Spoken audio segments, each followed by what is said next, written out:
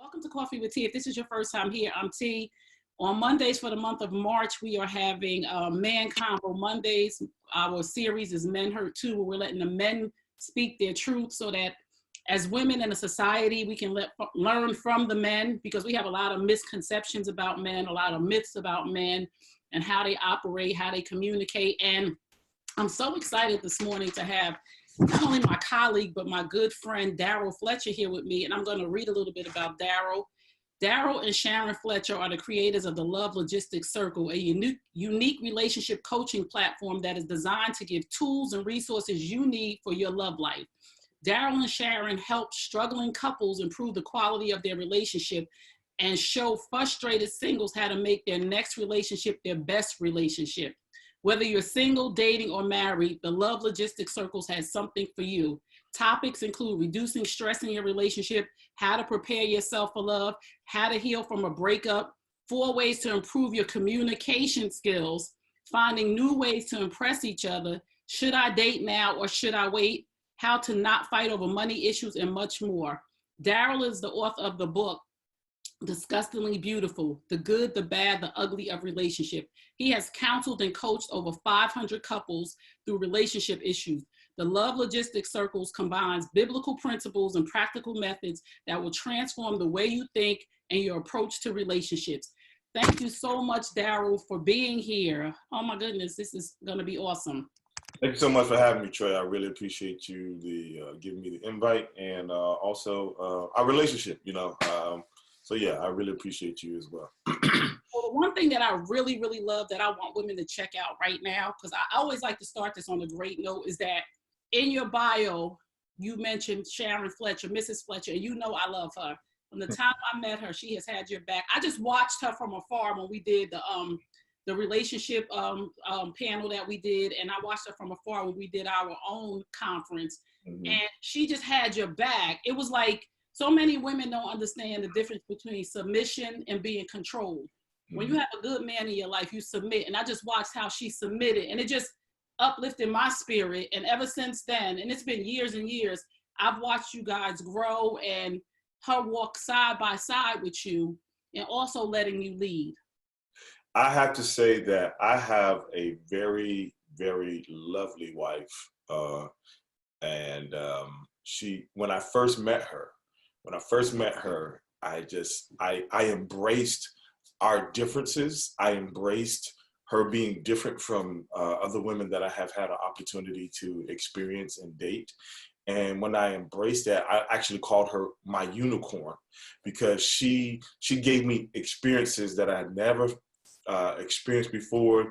She did things for me that I never experienced before. So it was very unique. And so that's one of the things that allowed me to heal even more from previous relationships, because a lot of times we get into relationships and it's so much repetition. It's almost like, you wait for the person to do something that somebody else did to you, and you're waiting for it and you're waiting for it. And when it finally happens, what it does is it subconsciously confirms all your fears. Wow. And when it consciously confirms all your fears, you're like, I knew it. There's no good man out here. I knew it. All these tricks are crazy. And so now you have you have justification of your actions. You have justification of the behaviors that you have adopted and developed a pattern in. Because over the last 4 years, I'm saying over the last 3 years in my life, I've been doing a lot of study on the mind and the subconsciousness. And it's so important that we realize that our subconscious brain really controls 80% of what we do. And so when I say that, people are like, well, what are you talking about? Well, what that really means is your subconsciousness is constantly in operation. It's constantly in motion. It's working while you're sleeping. It's keeping your heart beating. It's keeping your blood flowing. And it's keeping all these things going. And what we really have to begin to realize is most of our life, it is a pattern. It's not a decision. And if you don't learn how to break those patterns, then what will happen is you'll constantly be in the same situation, you'll constantly be in the same circumstances, you'll constantly meet the same people. And I'm not going to get into the law of attraction, but what it is I believe if you ask most of your listeners or viewers, they will say that, you know what, I meet the same type of person all the time. And what that really is you have not broken that pattern that gives you the opportunity to experience something different. And so when I met my wife online, and the night I met her, I told myself, I'm going to be totally honest with this woman. I'm going to be totally upfront with her. And so what I did was, some of the stuff that I used to keep a secret, I just told her, and I was like, yo, I don't know why I'm telling you this, but boom, I'm gonna hit you with it. And she received that information with such grace. Like I said, it gave me an opportunity to heal, where I was not going, I did not follow the same pattern of the guy that I used to be, of you know, dealing with smoke and mirrors, keeping secrets, hiding, you know, all those types of things. And so, you know, as we're talking about communication with men, this is a perfect segue, because if as we have some men viewers and some female viewers, you know, most men are never celebrated for their truth. They're not celebrated for their truth. And because they're not celebrated for their truth, they really don't know how to embrace their own truth. And when they share their truth with someone else, typically it's not embraced, or it is punished. And so we develop these patterns of lying. We develop these patterns of not sharing. We develop these patterns of shutting down, simply because every time I share my truth, I am punished. I am demeaned. I am just put in a position where I am uncomfortable. Think of it this way: when you're 6 years old and you see a girl that's pretty, and you know y'all start liking each other, whatever the case may be, and then you see another girl, and so the first girl, like, oh, you think she pretty? And the guy said yes. Oh, I don't like you no more. And so it develops that pattern. Or let's go further, when you're a little boy and you stick your hand in the cookie jar, and you get your hand in the cookie jar, you take the cookies, you got crumbs all over your mouth, and then your mama asks you, hey, did you eat the cookies? And you say yes. Boom, we're punished again. So it's all in those patterns. And I go see a therapist. I used to go see a therapist every week, but now I go see the therapist every month. And my therapist was telling me about the neurons. And the neurons, think of the neurons as the highway of your decisions. The highway of your decisions. And these neurons are just going, and they're helping you develop who you are, and your patterns and your decisions and all these different things. And the neurons of your life, or the neurons of your brain, will continue on the same normal pattern until you give them an exit. Oh. And so until we break that pattern of bad decisions, and I can hear a lot of men say now, oh man, she said she wanted the truth, but she couldn't handle the truth. It's not your responsibility, men, to dictate her actions by what you do.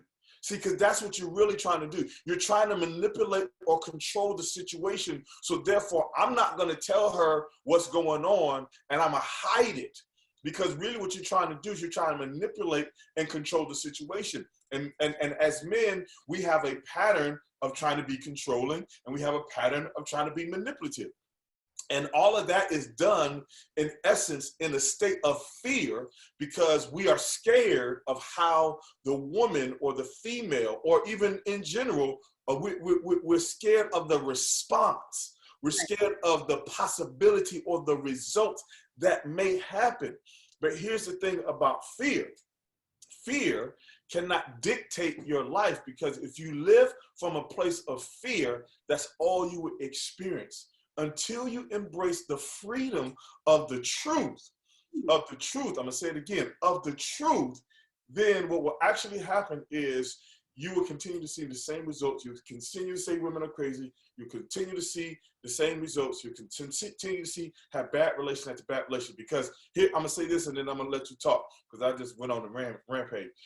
How you do one thing is how you do everything. Oh. That is a principle. A principle is how you, or how you do anything is how you can possibly do everything. So if you're sneaky in your personal life, it will not be an issue for you to be sneaky in your professional life. If you are sneaky at home, then it won't be an issue for you to be sneaky when you are at work. If you are sneaky with your relationships, it won't be an issue for you to be sneaky with your children or whatever the case may be. There's no pill, there's no switch, there's no magic potion for you to embrace your truth. All it is you have to man up, embrace it, and be okay with the consequences. Wow. Whoa, that was so, listen, that right there, you just dropped the mic, but I'm gonna go into, if you just tuned in, welcome to Coffee with T, and I'm T. We are having our Man Convo Monday. We will have a man on here every Monday for the month of March to discuss different things. Today we are discussing, our topic is communication and ghosting. I have my very special guest, Daryl Fletcher, who is a communication expert. And we are going to take you through a journey of how we get our pattern of communicating, our blueprint to communicate. So we had a lot of great men on this week, and the first thing we talked about was their relationship with their parents, because that is our blueprint, how we grew up in the house. Are we allowed to speak? You know, what type of a communicator are we? And we'll get into that too, the different types of communication, the different types of love languages, because those are all communication vehicles. So I just want you to talk a little bit about your childhood and how you communicated in your home with your parents. I had a great childhood, and I grew up in several different places. I was born in Williamsburg, Virginia. Grew up, spent some time in South Carolina, spent some time, primarily most of my time in Miami. And my father passed away when I was 8 years old. Matter of fact, 7 years old. And when my father died, you know, it was very traumatic for me. However, before my father died, I saw my father treat my mom tremendously. Now, as I got older, you know, my mom shared some things with me that my father did, but I'm talking from the perspective of what I saw. I saw my father bring my mother flowers. I saw my father say, "I'm sorry." I saw my father say that he loved his children. I saw my father say that he loved his wife. So I saw these things, and so these things were ingrained in me. So once again, we don't make decisions, we follow patterns. And so I made the decision to be a romantic like my father. I made the decision to be, you know, someone that was able to share my truth. Now, there are many men, one, who have not had that experience of seeing a man in their life, just displaying these things. I get it. There are many men who never had any men, or the man that was in their life, he was emotionally illiterate. And so, and once again, we follow these patterns. And so, you know, they were like, well, I ain't never seen that, so I don't know how to do it. Ignorance is no excuse. Ignorance is no excuse. And so I think about, you know, on my deck in the back of my house, you know, there were some planks missing, and the planks were missing, and you know, they started deteriorating. And I was like, okay, I don't want to step through the floor. So I started replacing some of them. I'm not a carpenter. I'm not a handyman. But there was a need. I went on YouTube, watched a couple of videos, and educated myself on how to replace these planks. Now, when it got to the point where I needed expertise help, I got it.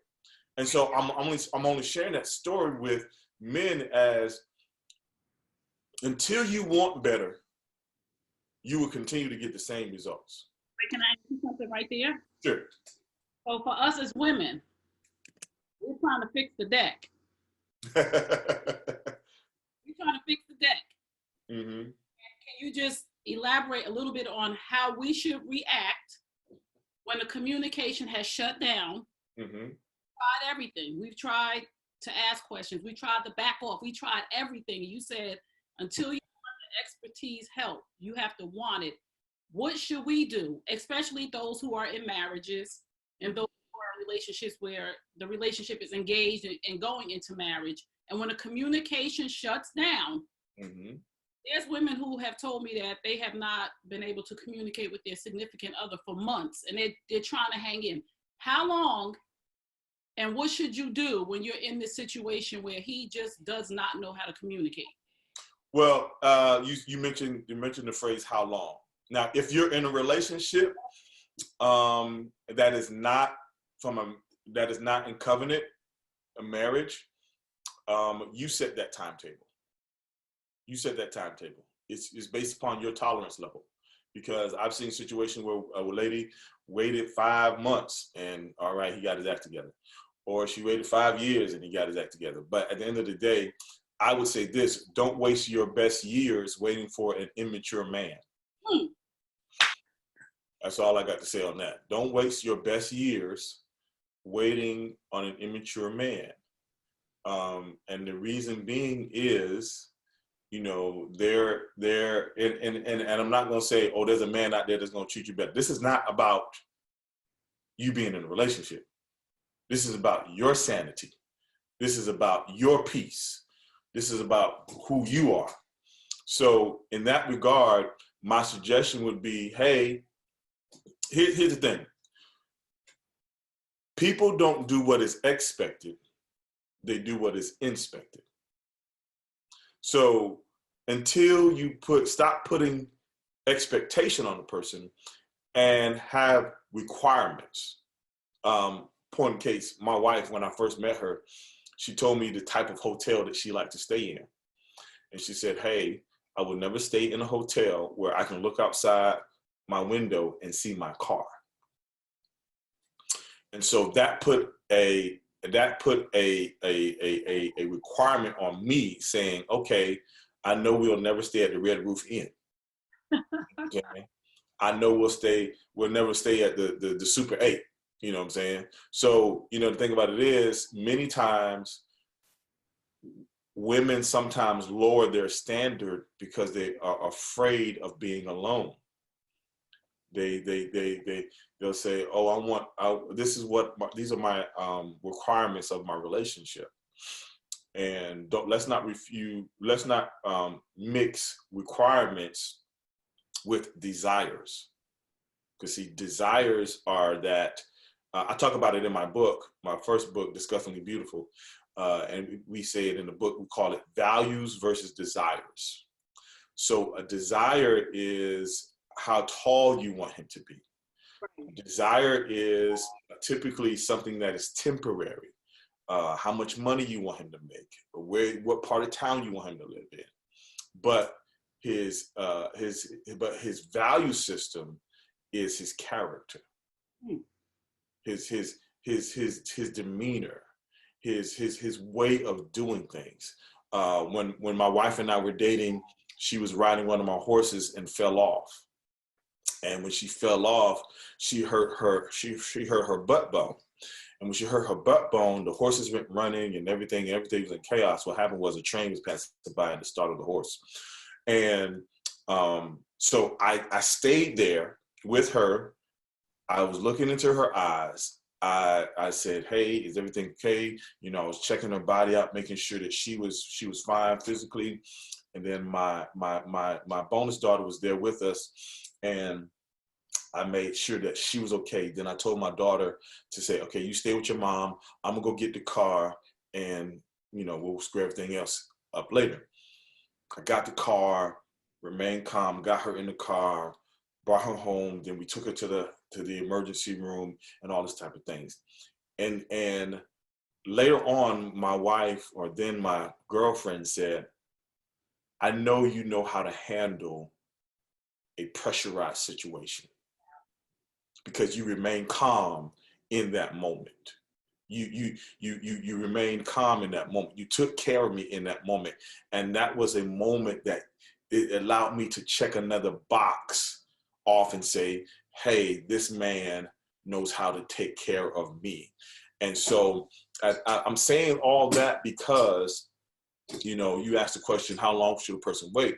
You have to give, I will say you have to give some men some time to develop. And because once again, we don't do what is expected, we do what is inspected. And when you put that requirement on him from the door, either he has an opportunity to step off or step up. And if he makes the decision to step off, but what many men will do is they'll play the role, you know, just to make it seem like they're stepping up, but when they're really not. So the moment you see that he's really not, you got to check him. And not check him in a negative standpoint, just have an adult conversation, because many women think that checking in is getting all in his face and you ain't gonna be doing this to me. That's not checking him. Yeah, all of that, that's not checking him. Let's sit this brother down and like, listen, this is where I'm going, or these are the expectations that I have for my life. And if you want to be a part of my life, and you're down here, then we need to make some adjustments so that we can be on the same playing field. Okay. And at the end of the day, hey, I want you here, but I'm not gonna sacrifice my peace for your presence. Woo. Okay? I'm not gonna sacrifice my peace for your presence. And that's what many women do. They sacrifice their peace for the man's presence. And say what? Have that conversation, right? Because women are having these conversations with men. Mm-hmm. Why are they shutting down, right? So a woman sits and says, this is it, this is what's going on, I'm feeling this kind of way, and I'm not nagging you. Let's clarify nagging and a concern. I'm not concerned. This is what's going on. You're doing this. You're not doing that. In a calm tone. Like a lot of women I'm talking to, like they're really having these grown-up conversations, and then the man either shuts down completely. Mm-hmm. What do they call it? Ghosting. Yeah. Well, in your approach, you have to make a sandwich. Okay. Start with the good, give the bad, and end with the good. Okay. Most of the times, we just go bad, shut down. And you may do a sandwich. And you may start with the good, give the bad, and end with the good. But one thing that I have found is having a plan of action helps men. Okay. Give him when you have that conversation with him, let him know, okay, so one of the techniques that my wife and I use when we're dealing with issues is we use phrases like going forward. These are the expectations, or going forward, this is what we're looking to happen, or going forward. And the reason why that really helps is because it's not just a dump. Now, you cannot stop a person from shutting down. Right. If that's their MO, if that's how they operate, you can't stop a person shutting down. However, you can give them more reason to open up. Okay? You can't stop them from shutting down, but you can give them more reason to open up.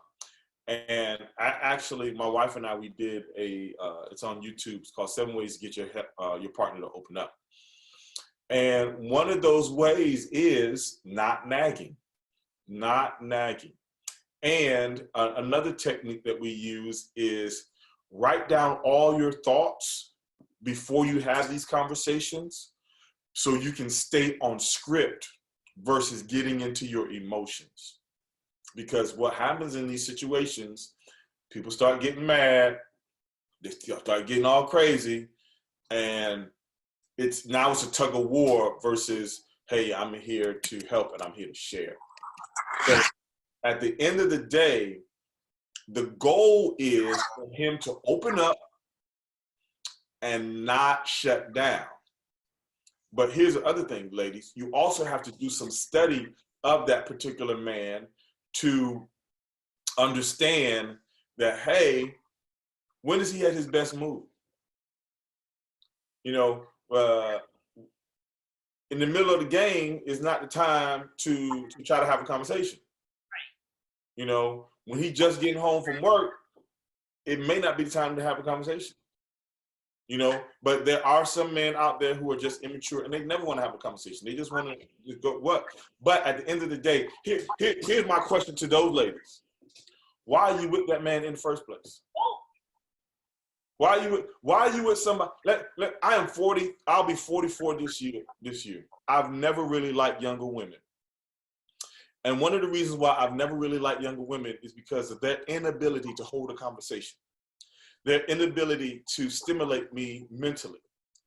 So you can't tempt me with a younger woman because, yeah, she might be cute, but it's really here. And I'm saying that because why would you, you have shared your bed, your body, and everything else with an emotional retard and an emotional baby, and now you want this dude to be Prince Charming?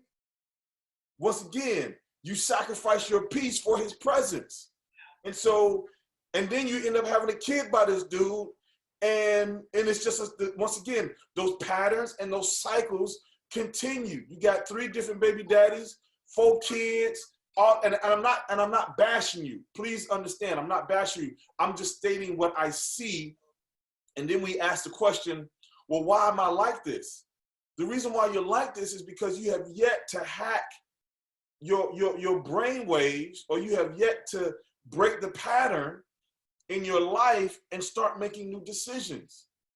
Because here it is, now you want this dude that is chronologically 40, but mentally he's 18. And because he can blow your back out, hey, you like, oh, shoot. No. Keep your standard, ladies. Keep your standard. And see, here's the thing. Most women are scared of being alone because they've been conditioned to want that wedding, to want that marriage. From the time you were 6, you've been taking care of baby dolls. From the time you was 3, you've been playing T, you've been playing house. And so you're on that mind of, oh, this is what I wanted to look like. This is what I wanted to look like. And then you sacrifice of what you wanted to look like to what you can get. And so at the end of the day, what we really have to understand is keep your standards. Wow. Because when you keep your standards, it gives you the opportunity to really experience the greatness of God's mercy. Put it like this. The moment you lower your standards, the moment you sacrifice your peace for someone's presence, what you are really saying is, I do not trust God to bring me what he said I can have. You done took us to church, Daryl. Hold up. I can't believe we're already at 9:30. This is horrible. Listen, I'm going to have to go to an hour soon. Wait a minute. I have to have another question. I got so many questions. Listen, I got to ask this one. So we got this thing going on where, that was so good.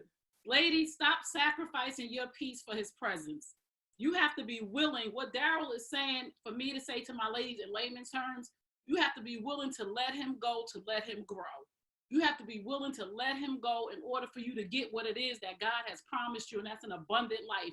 That is a husband that will honor you like Christ honored the church. We have to be willing to understand that it is okay to be by yourself. When a man shuts down and does not want to communicate, it is up to you to make a decision on what it is that you need to do. Go ahead, Daryl. I'm sorry, but I was reading one of the comments in the Facebook feed, and somebody says it sounds like I'm catering to women. No, I am not catering to women at all. I am not catering to women at all. What I am doing is I am putting a requirement, or I am putting a expectation on men to be honorable. Oh. I'm not going to make this a blanket statement of man up. No, just honorable. Let your yay be yay, because most of the times men, we work in this manipulation space and smoke and mirrors, and we get mad when the woman finds us out. That is not honorable. That's not being an honorable human being. Forget man. It's not being an honorable. Let me share my business real quick, because you think I'm just catering to women. Let me share you some of my past. Number one, in my first marriage, I struggled with infidelity. In my first marriage, I struggled with infidelity. As a matter of fact, I didn't struggle with it. I just went ahead and let that thing happen. Okay? Now, in my second marriage, infidelity has tried to rear its ugly head in my marriage. And so I got a text from my wife one day where the text said, "Are you struggling with being faithful?" Now, I had every opportunity to lie. I had every opportunity to be smoke and mirrors. I had every opportunity to try to manipulate the situation. But I made the decision to be honorable, not be a man, just be an honorable human being, and admit to my wife, say, yes. Now, I hadn't slept with anybody. All I'm talking about is just she was feeling the energy from me. And in that moment, it gave me the space. Once again, she gave me the space to be honorable. She gave me the space to either step up or step off. So so in essence, I'm not catering to women. I'm telling you about my journey and going to see a therapist every week and every month, not to appease my wife, but to be a better human being. Check this out. This is not about my wife. Because guess what? If I make the mistake of being an infidel in this relationship and it don't work out, it ain't about women are crazy anymore. It's about me. This is about me being an honorable human being. And I'm getting emotional because at the end of the day, fellas, we gotta stop playing games. You see, you've been playing football games since you were 3 years old, and now you 30, 35, 40, and you never put the football down because you still playing games. Women are not games. They are our counterpart, our complement, and they are here for our support. But you keep on trying to run them over with games. They are not games. And I'm saying all of this because I'm really tired of men and their excuses because they get found out. You got secrets, and now you mad at her because she went through your phone and found a text message. Yes, but imagine what your life would be like if she went through your phone and found nothing. You better talk about it, Daryl. You mad because you mad at the police because they caught the cocaine in your trunk. Well, what if the police pulled you over and there was nothing in your trunk? You gifted them. Here's the thing. As women, they have so many insecurities because if you study science, estrogen, how it works is just a crazy hormone and a crazy chemical that's in their body. So they're without you, they're constantly questioning, are they good enough? But then you reaffirm their insecurities by reminding them that there's 10 other women that you think is better than them, but you're calling them crazy. And I know we're talking to women, but that comment, it kind of sent me into something because I'm not catering to women. I'm a man. I'm a man, dude. But at the end of the day, I realized the importance of women in the life of men. We might as well just go on for an hour. I'm sorry, because I got questions. You didn't set me off now. But that was very, very powerful. And on this platform, I want people to know, if you just tuned in, welcome to Coffee with T, and I'm T. I'm here with my very special guest, Daryl Fletcher. We're talking about communication and ghosting and how men are reacting to women when it comes to a woman asking them different questions. Because women, we have intuition. So when we feel some kind of way, it's real out here. We have intuition. So when we feel some kind of way, we're not asking questions to crucify you or to make you feel bad, but when your behavior, and like you said, Daryl, when men are they have patterns in the house and they don't realize this. And when that changes, we realize when there's a shift, men are very scheduled. And when there's a shift, it tells us something has changed. Either somebody new has entered, your feelings have changed, something in the dynamic has changed. And this is most of the time for women, because now you're sleeping all the way on the other side of the bed, or the conversation has shut down, or you're not eating my food no more. It's just the little things that really go on, because communication is not just talking. Your body language has changed. Your amount of time that you're talking to me without talking to me. And a lot of times as women, we go on with that saying, maybe it's this or maybe it's that. But you just said a lot of things that make a whole lot of sense. On this platform, this is not about anybody being for women or anybody being for men. This is not about selling books. This is about real open communication and honesty from men that I think that women need to hear. And that's why I wanted to have you here on Monday. And now we're gonna go back, because I got questions. So it's 9:38. We're gonna stay until 10. If you gotta go. This is recorded. It'll be posted. But we're gonna stay right here because this is good. This is good about communication. Is there what kills a man's vulnerability to have a real conversation?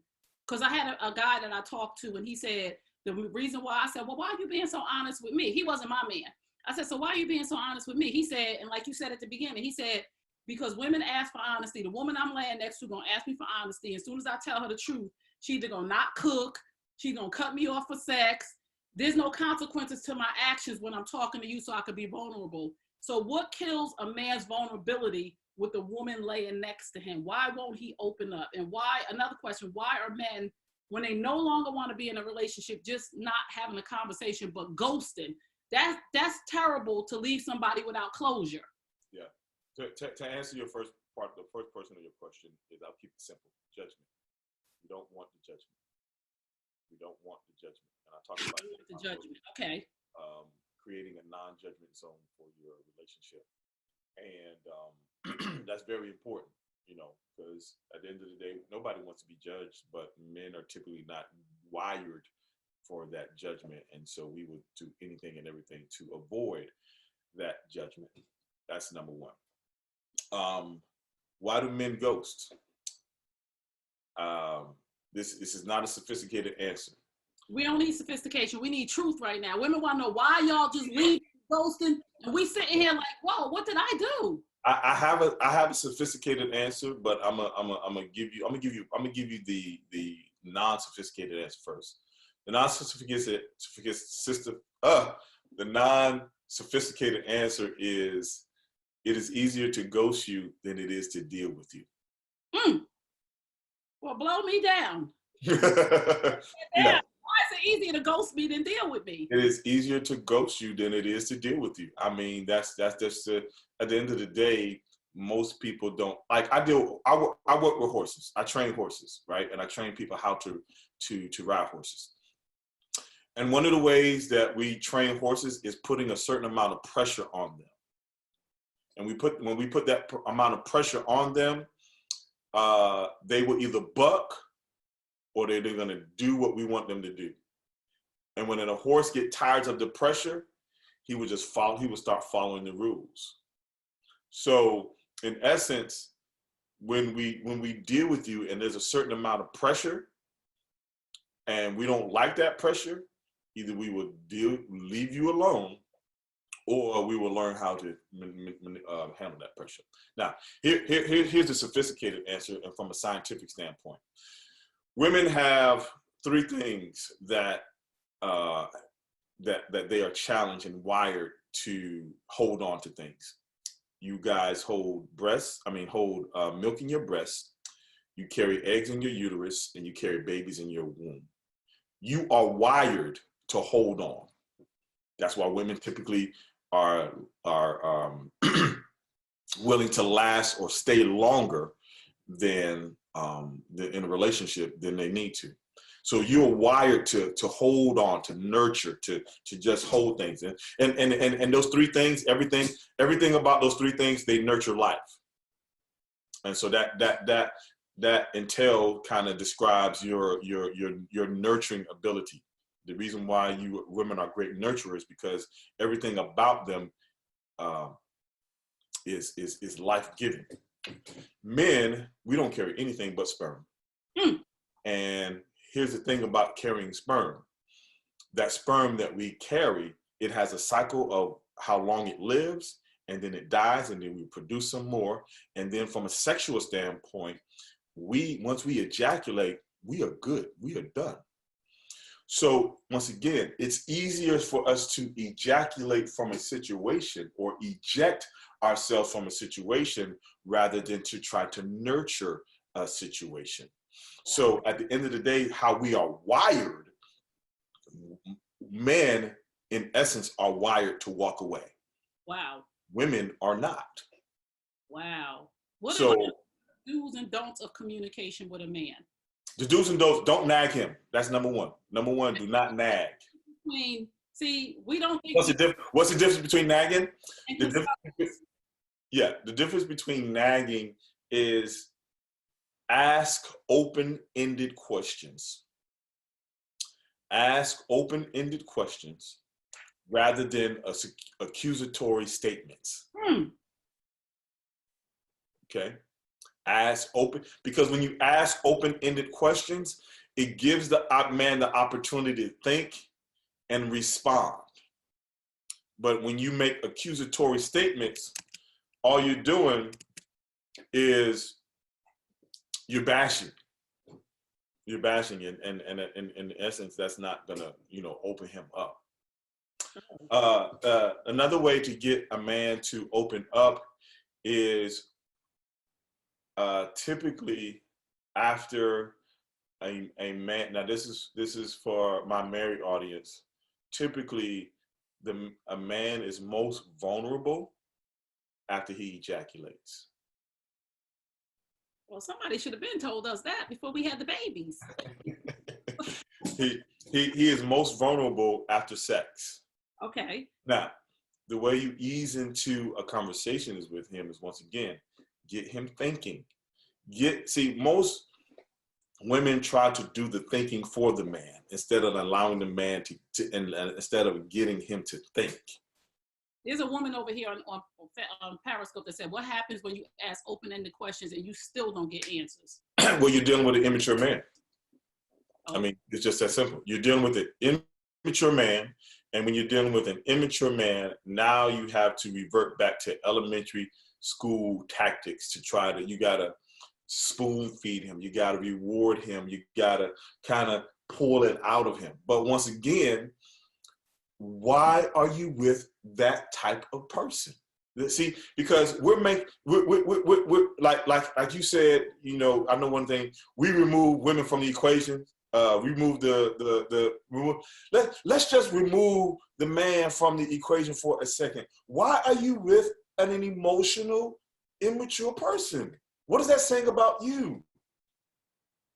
What is that saying about you that you would tolerate this for a year, 6 months, 7 years? What is that saying about you that you would tolerate this emotional childishness?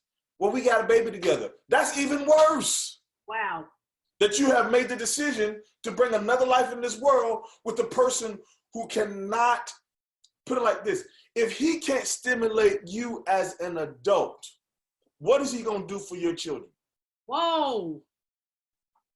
I'm sorry, ladies. Listen, if you just tuned in, you're tuned in to Coffee with Tea, and we are having an in-depth conversation about communication, how men communicate, the do's and don'ts of communicating with a man, why men are ghosting us as women. When is it time to walk away when you're getting the silent treatment, or he just can't open up? And the thing Daryl just said is, ladies, take a look in the mirror. I'm gonna give it to you in layman's terms. You with a man that can't communicate, you've been going through this for 15 years, 5 years, however long you've been going through it, and you're staying. So he said, take a look in the mirror and ask yourself, why am I staying with an emotionally unavailable man? Why am I staying with a man who can't carry a conversation with me? Why am I sitting here complaining over and over again about the same thing? So yeah, I had a couple that I was coaching and doing some counseling with. They were together for 2 years, and the woman said, you know, he doesn't talk to me. Da da da da da da da da da. You know, she's doing all this, and I'm like, well, what y'all been doing for 2 years? What y'all been doing for the last 2 years? Apparently, y'all just been bumping uglies and keeping it moving. And so once again, you sacrifice. See, we start making sacrifices. When you start making sacrifices early on in the relationship, you're developing a pattern to just continue this foolishness. Right. So at the end of the day, you know, you have to ask yourself the question: why am I sacrificing my blank for this blank? Right. And then we have the silent treatment. Yeah. Now, silent treatment, once again, you're dealing with an immature individual, because I'm a talker, but I do get silent. Okay. Now, my wife, on the other hand, she's the one who will get down. But here's the thing: you have to learn someone's rhythm. Learn their rhythm, and when you learn their rhythm, I know when she's ready to talk. And when you find that rhythm of when they're ready to talk, you jump in there like you're playing double dutch, because you don't know when you're gonna get that window again. But once again, with the man, it's kind of a little bit different. But one of my good friends, Dr. Ed over here, he said, try talking about one thing versus 10 things. Right. Because what happens is you'll start on one. I told you, ladies, write it down and stick to the script. Because you'll start from A, B, jump B, C. No, go to A and exhaust A. Because here's what you may not realize. If you exhaust that one topic and allow him to really share his feelings, allow him to really open up about something, it can start, once again, another pattern of him sharing more. But it's so interesting. Like with my wife sent me a picture of some chick that I thought was attractive. And we have that type of relationship where she just sent it to me. And I'm like, this is weird. Because sometimes me and my wife, we have categories of our relationship. I'll tell her, hey, I don't need to talk to my wife. I need to talk to my girlfriend. Or I don't need to talk to my wife. I need to talk to my business partner. I don't need to talk to my wife. I need to talk to my friend. And so you have to be able to wear different types of hats. Wow. And so, and I say that because you're giving the person the space to be honest. See, because when he's around his boys, he's talking it up, chopping it up. Why? Because there's no fear of judgment there. He feels like I can be myself. I can let my hair down. But the moment you put that judgment on him, he's like, man, I'm not going to talk to you real quick. No, man, no. And once again, it's not necessarily you. It may be from previous relationships. Like somebody told him, oh, baby, you can be honest with me. And she still went off. Here's the thing. If I could talk for the men for a second. So what? She goes off. So what? And you can't handle a woman going off? Let her go off. And as she get it all out, let's have an adult conversation. That was my question to you. My next question was, what does yelling do to a grown man mentally? What does yelling, when women yell at him? It puts him in the place of reminding him of his mother. Oh. And that he then and if he feel like you reminded me of his mother, then that makes him feel like a little boy. So once again, esteeming or pushing the conversation to an adult level gives him the platform to respond like an adult. But if you and it puts him in that six-year-old position of a little boy, you go right back to when he stuck his hand in the cookie jar and his mom judged him. Wow. This is so good because I learned that, well, from me, I'm really on a path of self-awareness so that I can have healthy relationships with everybody. But I have learned that in relationship with the men, in the relationships I was in with men, that I could find myself, because I have children, talking to him like one of my kids. And I've heard men say to me, I ain't one of your kids. And I'm like, oh, like, well, I didn't think you were. But if he said that, I had to take that information in and say, oh, I'm talking to him like one of the boys. So that was so powerful. So it's 9:52. I want to get your information and tell people where they can find you. Tell them about your book and your new book that's coming out. Okay, so my last book is called Disgustingly Beautiful: The Good, Bad, and Ugly of Couples. You can reach it. You can get it on Amazon, Amazon.com. Disgustingly Beautiful. It's broken down into three sections: single section, dating section, married section. So yeah, just go to Amazon.com, get it, buy it. It's been a blessing to over 2,000 people that we have had an opportunity to coach. You can find out more about myself at lovelogisticscircle.com. Lovelogisticscircle.com. There's information, there's videos on, or follow us on YouTube, Love Logistics Circle. Follow us on all social media is Love Logistics Circle. In addition to that, I'm also, I saw a lot of comments in the comment section. If you have a question or want to have a more personalized conversation with me, just go to text Daryl. That's text, T-E-X-T. Daryl is spelled DARYL.com. Textdaryl.com. We can have a more personalized conversation.